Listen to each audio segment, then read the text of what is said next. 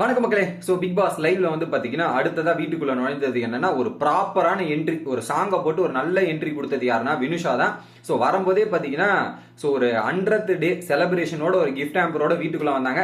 பயங்கரமா இருந்தது. சோ சூப்பரான என்ட்ரி. பட் பிக் பாஸை பொறுத்தவரையும் 100 நாள்ன்றது ஒரு மைல் கல்லுங்க. ஒவ்வொரு கண்டஸ்டன்ஸும் 100 நாள் இருக்கணும்னு எண்ணிக்கு போவாங்க. பட் அதை சாதிக்கிறதுன்றது ஈஸி இல்ல. அந்த வகையில உள்ள வந்து சாதிச்சிருக்காங்கன்னா அந்த 6 பேருக்கும் ஒரு மிகப்பெரிய ஒரு பாராட்டுகள் கொடுத்துடணும். அதை தவிர்த்து பாத்தீங்கன்னா ஒரு பக்கம் உள்ள வந்தான்னு பாத்தீங்கன்னா எல்லாருமே சூப்பரா வெல்கம் பண்ணாங்க. சோ இது வந்து இன்னொரு கேங்குக்கு பாசிட்டிவா அமையும். விஷ்ணு மற்றும் யாருக்கு விஷ்ணு மற்றும் மணி இவங்களுக்குலாம் ஒரு பயங்கரமான பாசிட்டிவா ஒரு நல்ல சப்போர்ட்டிவா இருக்கும்னு நான் தோணுது. பட் இதுல என்ன ஒரு பிரச்சனை ஆயிடுச்சுன்னா பிக் பாஸ் உடனே இவங்க 3 பேருக்கு ஒரு விஷயத்த சொல்றாரு. என்ன தெரியுமா?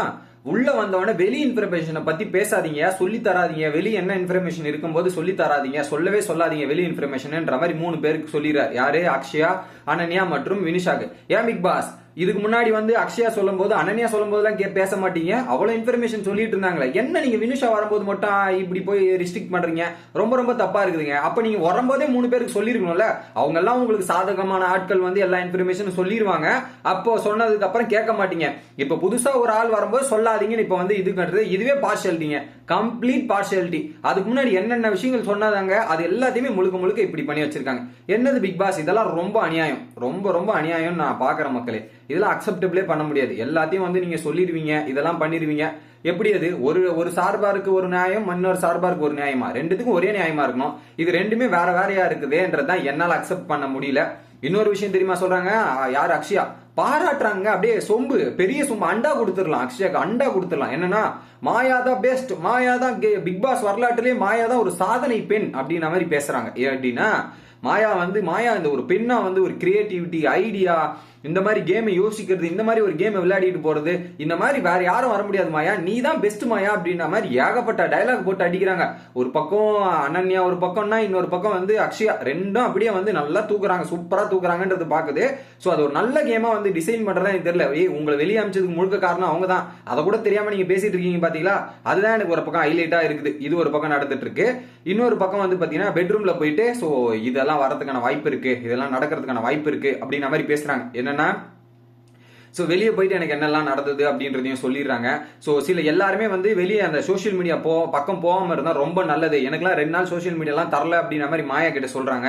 அதுக்கப்புறம் பாத்தீங்கன்னா எல்லாம் சடன் டப்புன்னு ஃபிங்கர் டிப்லயே சேஞ்ச் ஆயிட்டாங்க. பட் எனக்கு கொஞ்சம் சேஞ்ச் ஆச்சு. அது நான் அதை வெளியே போயிட்டு அதெல்லாம் இது பண்ணி வரதுக்கு எனக்கு கொஞ்சம் சேஞ்ச் ஆச்சுன்ற மாதிரி அவங்க வெளியே போய் பண்ண விஷயங்கள் எல்லாத்தையுமே பார்த்து கொஞ்சம் அப்செட் ஆயிருக்காங்கன்றது மட்டும் கிளியரா தெரியுது. இதெல்லாம் ஒரு பக்கம் இருக்க, வெளியே வந்து அன்அபிஷியல் ஓட்டிங், அபிஷியல் ஓட்டிங் இதெல்லாம் டிஸ்கஸ் பண்ணான்றாங்க. இதெல்லாம் கண்ணுக்கு தெரியாது பிக் பாஸ். அபிஷியல் ஓட்டிங்ன்றாங்க, அன்அபிஷியல் ஓட்டிங்ன்றாங்க, இந்த ஓட்டிங்ல இப்படிலாம் நடக்குதுன்றாங்க. எல்லாத்தையும் இங்க உட்கார்ந்து டிஸ்கஸ் பண்றாங்களே பிக் பாஸ், அதெல்லாம் உங்களுக்கு கண்ணுக்கு தெரியலையா பிக் பாஸ்? ஓட்டிங் முதற்கொண்டு பேசிட்டு இருக்காங்க. வெளியே நடக்கிற விஷயம் தானே, அதையா நீங்க சொல்றீங்க? அதெல்லாம் கேட்க மாட்டீங்க நீங்க அப்படின்ற மாதிரி தான் எனக்கு இருந்தது. இன்னொரு பக்கம் சமையல்ல போயிட்டு என்ன தெரியுமா சொல்றாங்க?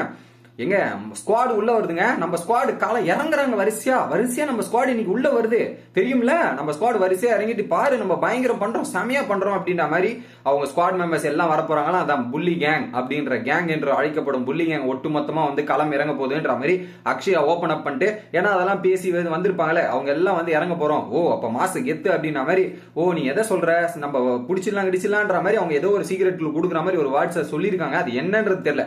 பட் நான் புரிஞ்சுக்கிட்டேன், எதை சொல்ல வரேன்னு புரிஞ்சுக்கிட்டேன் அப்படின்ற மாதிரி ஒரு விஷயத்தை புரிஞ்சுக்கிட்டு அவங்க ஒரு மாயா வந்து சந்தோஷப்பட்டுக்கிட்டு ஒரு பக்கம் ஜாலியா இருந்துட்டு இருக்காங்க அப்படின்றதுதான். இன்னொரு பக்கம் வினிஷா வந்து வெளியே போயிட்டு ஒரு மூவிலையும் இன்னொரு பக்கம் வந்து ஒரு சீரியல்லையும் கமிட் ஒரு ஆஃபர்ஸ் வந்திருக்கான். அதுல எதை சூஸ் பண்றது, எதை செலக்ட் பண்றதுன்னு யோசனையில இருக்காங்க. பட் மற்றபடி வெளியே எனக்கு சூப்பரா போயிட்டு இருக்கு, நல்லபடியா போயிட்டு இருக்குன்றது தான் அவங்களோட இன்ஃபர்மேஷன் கொடுத்துருந்தாங்க. அதுக்கப்புறம் டீட்டெயிலா பேச ஆரம்பிச்சாங்கன்னா அதை அப்டேட் பண்றேன் கைஸ்.